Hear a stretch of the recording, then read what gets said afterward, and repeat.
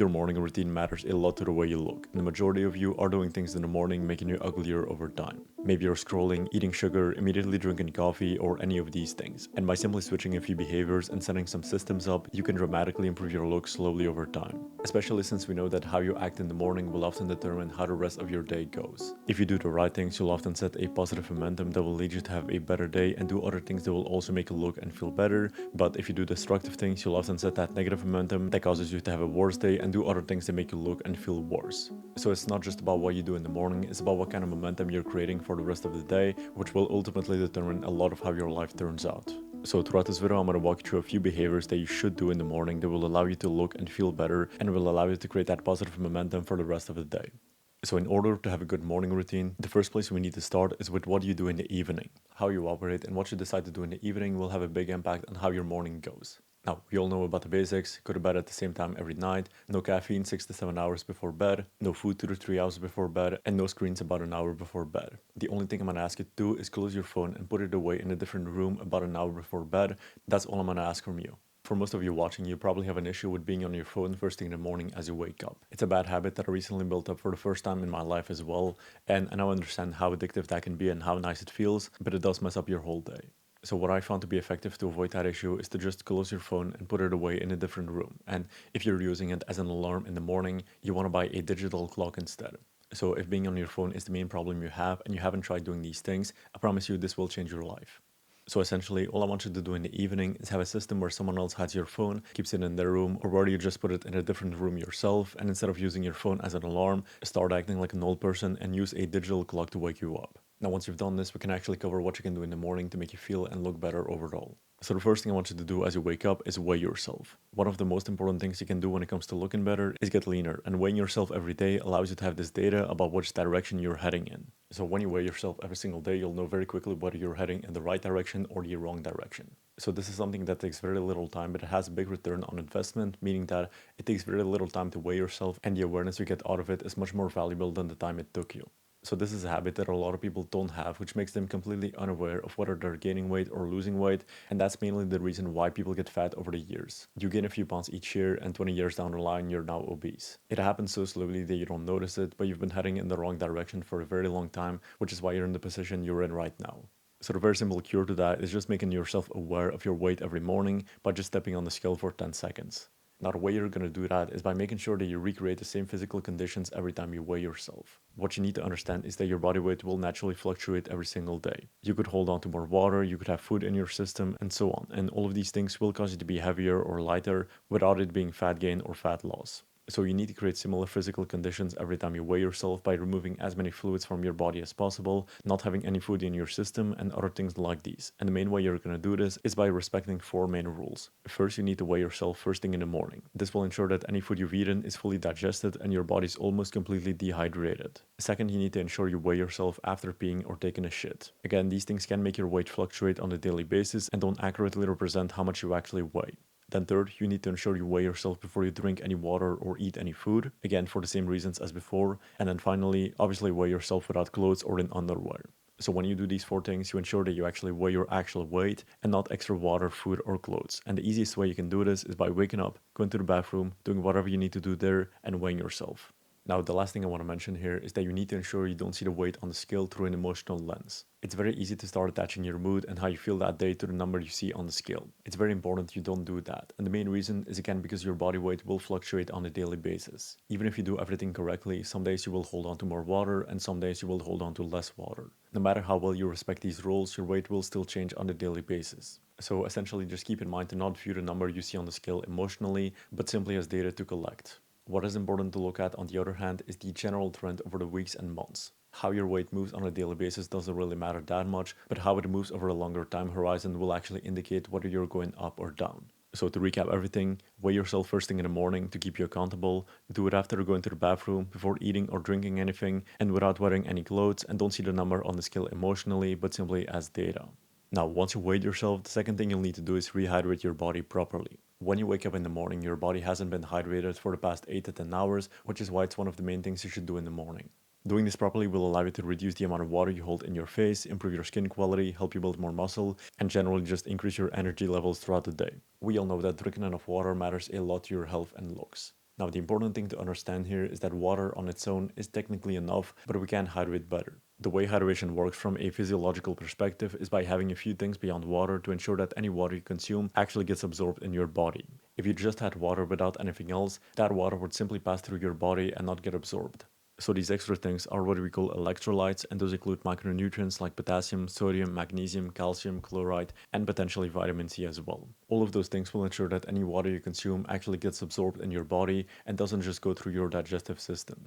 For example, sodium will ensure that you hold on to more water and keep it inside your body. That's why we always say that you shouldn't have too much salt in your diet if you don't want to look bloated, but it also means that you should still have enough for your body to be properly hydrated. Another example is potassium. This will ensure that the amount of sodium you have in your body is properly regulated. So if you have enough potassium, you'll ensure that your sodium levels get better regulated to what your body actually needs, and therefore have better regulated water retention as well. So every other nutrient I mentioned before, magnesium, calcium, chloride, and potentially vitamin C, all have their utility as well. So the main point you need to understand here is that in order to properly hydrate your body, you'll need to have both water and nutrients to ensure that water gets properly absorbed in your body.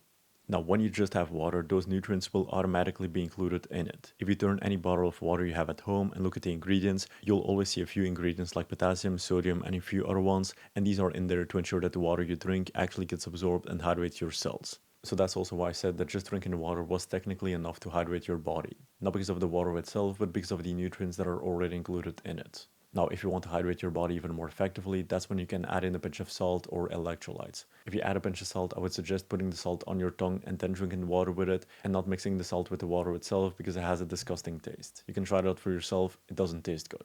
Now, if you're mixing electrolytes with it, then I would suggest mixing it with 250 to 500 milliliters of water, depending on the taste of it. If you mix it with less water, the taste will be stronger, and if you add more water, the taste will be less strong. So you'll just have to test out how much water is too much and how much is too little.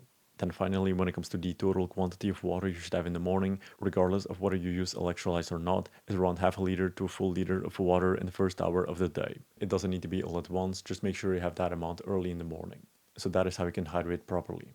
Make sure you have about half a liter to a full liter of water in the first hour of the morning, then either just drink that water, consume salt with it, or consume electrolytes with it. Now, once you've weighed yourself and hydrated properly, what I like to do afterwards is expose myself to some form of cold. So in my case, I like to do it with a cold shower because it's the most convenient thing for me, but it can be anything else like walking in cold weather, taking cold baths, taking ice baths if you want to take it a step further, or anything else. The point is to expose yourself to cold temperatures, whatever that means for you, and the reason we're doing this is to wake our body up. So when it comes to waking up, there's two things that are responsible for it. An increase in cortisol and an increase in body temperature. When those two things are happening, that means your body's getting out of sleep and waking up. And cold showers will help you achieve both of these things. On one hand, I think it makes sense to all of us that cold showers increase our cortisol level because when you're exposed to these cold temperatures, your whole nervous system activates and your body gets into fight or flight mode. I think we all understand that. Now, on the other hand, cold showers also increase your body temperature. And the reason this happens is because your body has a self-regulatory system called homeostasis. So we should all remember this from biology class, but essentially it's a system that ensures your body maintains equilibrium around a certain baseline, and when you go below or above that baseline, your body will bring it back as best as possible to that middle point. So what happens when your body is exposed to cold temperature is that it gets below that baseline, your body will increase its internal temperature. It's the exact same thing when it's cold or warm outside. When it's cold, your body will start to shiver to create movement and heat up its internal temperature, and when it's warm, your body will start to sweat to evacuate excessive heat to regulate its internal temperature back down. So that is the exact mechanism we're trying to activate with cold showers or any form of cold exposure. So I personally prefer doing cold showers because it's easy to do, it's quick, you don't have to leave your house, and you can easily implement it into a morning routine. Now, once you've taken a cold shower, afterwards you want to brush your teeth. So this is something that should be part of everyone's morning routine, regardless of who you are, and I don't need to explain why this matters. What I can do, however, is quickly go over how to do it properly, because I find that a lot of people don't do it correctly or miss certain things when doing it. So when it comes to brushing your teeth properly, the first thing you'll need to do is get the right products. So these will include an electric toothbrush, which will be a better alternative to a manual one, a natural toothpaste over a normal one, which won't contain a lot of damaging chemicals, dental floss, which will be very useful for removing bits of food in between your teeth, which could cause your teeth to yellow over time, and a tongue scraper, which will be useful for removing bacteria off your tongue that can again cause your teeth to yellow over time. So with these products, the first thing you'll do is with your toothbrush, you'll need to brush all of your teeth, your tongue, and your inner cheeks. When you do this, you'll remove all of the bacteria in your mouth as a whole, not just the ones on your teeth. Then once you've done that, you'll need to remove all of the food that is still in between your teeth with either an electric dental floss or a manual one. I typically prefer using an electric one because I find that it does allow you to reach hard to reach places and clean those up as well. So once you've used that, you'll need to finish off by scraping your tongue, which will remove all of the bacteria that's on them. Then at the end, you'll of course rinse your mouth and you'll be done. So this is how you can properly brush your teeth. Now once you've done this, something you can implement whilst you're still in the bathroom, which is not a necessity at all, is to do a lymphatic drainage massage. So I've spoken about this many times already, but essentially you need to understand that inside your body you have a system called your lymphatic system, which is responsible for removing fluids and toxins from your body, including your face. The issue is that a lot of people's lymphatic system is a little sluggish or doesn't work properly because of the way they live, the way they sleep, their activity levels, and the general quality of their lifestyle. What this then leads to is a lymphatic system that's not able to remove fluids very effectively, and this then causes your face and body to look more bloated overall. Now, obviously, your diet and lifestyle should still be the main priority when it comes to activating that system, but something we can add to help activate it is a lymphatic drainage massage.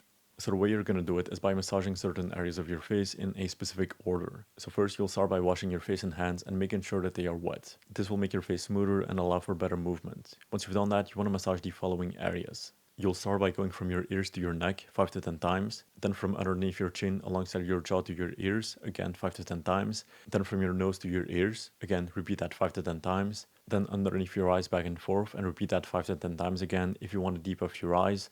Then you will go from your ears to your forehead and repeat that 5 to 10 times again. And to finish off, you want to do a final neck massage as you did in the beginning, again 5 to 10 times.